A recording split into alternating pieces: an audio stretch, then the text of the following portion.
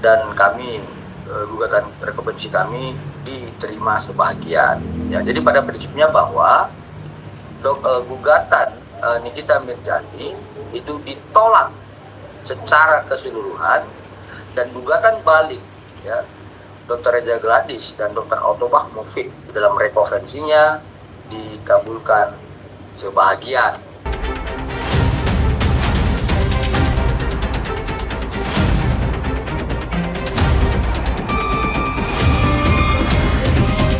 Berakhir sudah perjalanan panjang gugatan perdata yang selama ini diperjuangkan oleh penggugat, yaitu Nikita Mirzani dan Ismail Marzuki.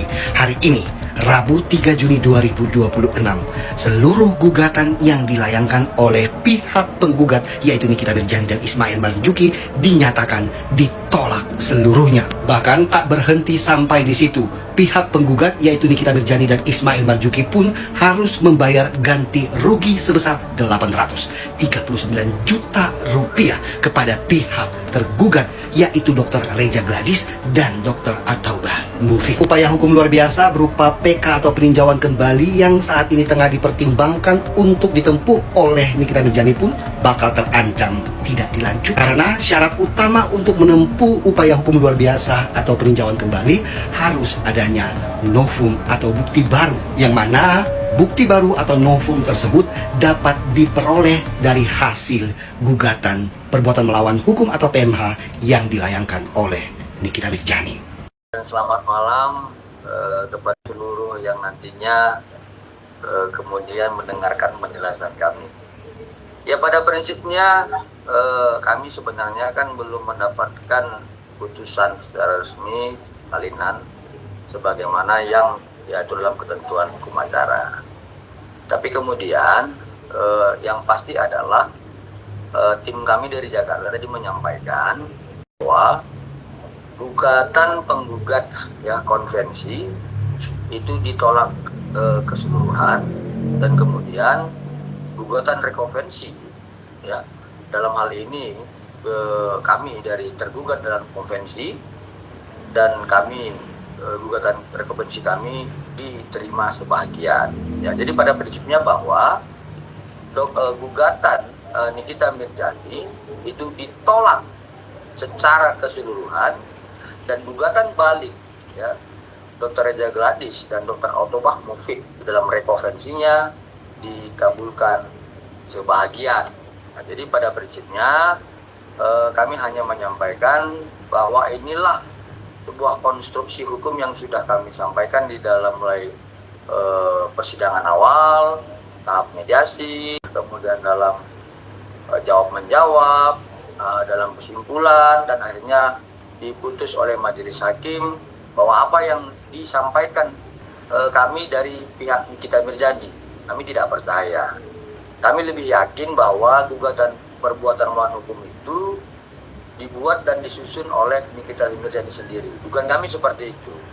Kenapa? Karena kami melihat beberapa dalil yang menurut kami ini ambigu, dan menurut kami tidak mungkin seorang kuasa hukum atau advokat membuat dalil yang sangat ambigu.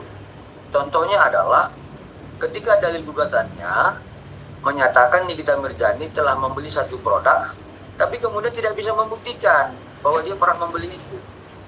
Kemudian mengatakan bahwa Nikita Mirzani mereview, tapi tidak pernah membuktikan pada mereview sebelum Dr. Reza Gladys melaporkan. Dan yang paling menurut kami sangat ambigu adalah klien kami Dr. Reza Gladys digugat ya, dituduh ya, melakukan perbuatan melawan hukum karena melaporkan Nikita Mirzani ya sebagaimana hak dari klien kami di 108 KUHP ya, Undang-Undang 881 yang sebelumnya, dan kemudian dikenakan itu soal tentang teori misbreak van Recht. Ya, ini kan hal yang menurut kami kalau seorang advokat ya, kuasa hukum pasti tidak akan menggunakan itu. Tapi saya yakin ya, dugaan kami hanya ini kita lah yang menggunakan misbreak van Recht itu dan melekat kepada klien kami Dr. Reza Gladys. Karena masyarakat biasa tidak akan paham ya apa itu misbreak van Recht ya, teori klasik Coleman. Tapi kalau kuasa hukum ya advokat pasti paham. Nah, dan itu yang menurut kami yang perlu kami sampaikan.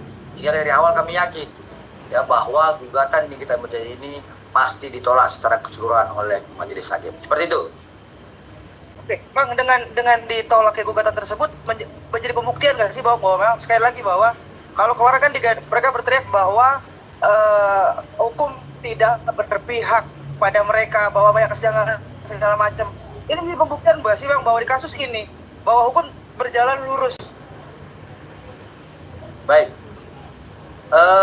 Dari awal kan dalam perkara pidana ini kan terbuka untuk umum ya, dan kemudian penerapan hukum acara itu sudah gamblang ya, diperlihatkan oleh majelis hakim, kemudian diperlihatkan oleh penuntut umum, dan kemudian oleh penasihat hukum dari terdakwa saat itu.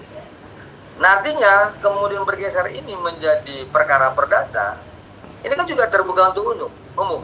Artinya kami melihat bahwa di dalam perkara pidana maupun perkara perdata, menurut kami, ya salah satunya ya, tapi bukan satu-satunya, salah satunya yang benar-benar menjalankan konstruksi hukum, norma hukum, ya, ius constitutum, itu di dalam perkara yang kami sedang tangani ini, ya, karena terbuka untuk umum, ya. Jadi artinya kalau kemudian ada yang menuduh dan sebagainya, ini ada atensi dan sebagainya, ini kan saya pikir ini kurang paham ya, hukum acara pidana maupun hukum acara perdata. Sampai juga kemudian ada yang melaporkan majelis hakim ini ke komisi yudisial gitu. Jadi ya saya pikir biarlah ya majelis hakim sebagaimana Undang-Undang 48 tahun 2009 dengan kekuasaan hakimnya itu berbicara secara merdeka dan mandiri mengambil sebuah putusan, dan tidak boleh diintervensi dengan tekanan-tekanan publik maupun opini-opini yang menurut kami tidak bertanggung jawab. Seperti itu. Oke, Bang, satu dari saya, Bang. Kalau saya lihat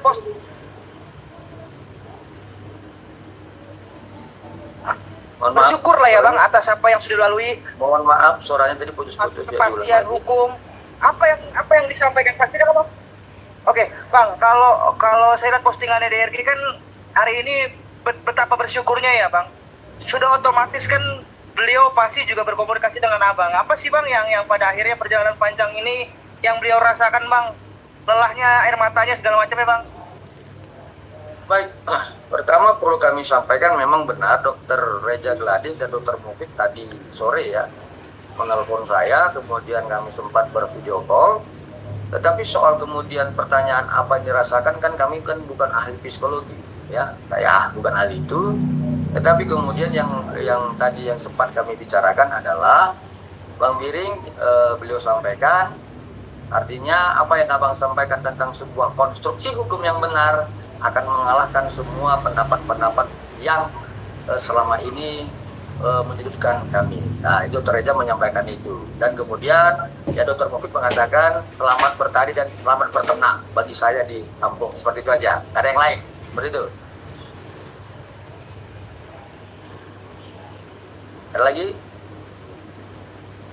Oke. Halo, Bang, jelas nggak, Bang? Jelas nggak, Bang? Nah, ini mulai jelas nih. Oke. Bang, ini, Bang, perdata pun kan masih tetap ada kasasi, banding kasasi dan PK ya, Bang ya. Nah, ya. Dalam hal ini pihak Abang pastinya sudah menyiapkan segala sesuatu bentuk tameng untuk menghadapi ketika pihak sana melakukan upaya hukum yang lain. Nah, apakah Abang juga sudah prepare dari jauh-jauh hari, Bang? Baik, jadi sebagaimana apa yang kami sampaikan terlebih dahulu, bahwa kami yakin ini bukan produk dari kuasa hukum Nikita Mirzani, dan ini merupakan produk Nikita Mirzani, maka kemudian dari awal juga kami juga tidak terlampau ya banyak persiapan. Justru kami menyuruh ya anak-anak kami yang masih semester 2 dan semester 3 menyiapkan jawaban-jawaban terhadap gugatan itu. Nah, kalau kemudian upaya-upaya perlawanan baik banding maupun kasasi juga ya, sebagaimana Undang-Undang 20 dan 47 itu diatur soal upaya perlawanan sampai dengan tingkat kasasi, ya kami tidak perlu persiapan yang terlampau seperti itu ya. Kami akan cukup hanya menyerahkan kepada anak-anak kami yang masih kuliah, karena menurut kami gugatan-gugatan ini hanya gugatan bukan yang dibuat oleh kuasa hukum, tapi hanya masyarakat biasa. Jadi cukuplah nanti mahasiswa yang melawan orang-orang yang belum paham hukum, seperti itu. Bang, dengan dikabulkannya pertama adalah yang pidana sendiri kan sudah dikembalikan, hak Dr. Reza Gladys sudah dikembalikan 3,6 M. Lantas di pidana ini, di perdata ini dikabulkan lagi rekonvensinya Bang, walaupun tidak penuh. Ini bukan sekedar uang ya Bang, ini cuma sekedar nominal, tapi ketika nama baik itu hancur, apakah Dr. Reza Gladys akan kembali mengulik Bang nama-nama yang terlibat nantinya Bang? Ya, jadi di dalam gugatan rekonvensi kami kan sudah kami sampaikan beberapa kerugian baik secara nyata maupun secara yang tidak nyata ya, baik itu nama baik dan hal yang lainnya seperti itu.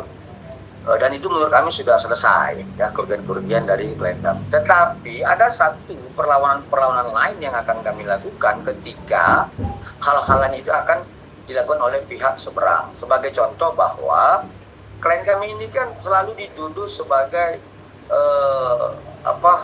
owner atau satu dokter yang melakukan atau mendistribusikan produk-produk yang berbahaya.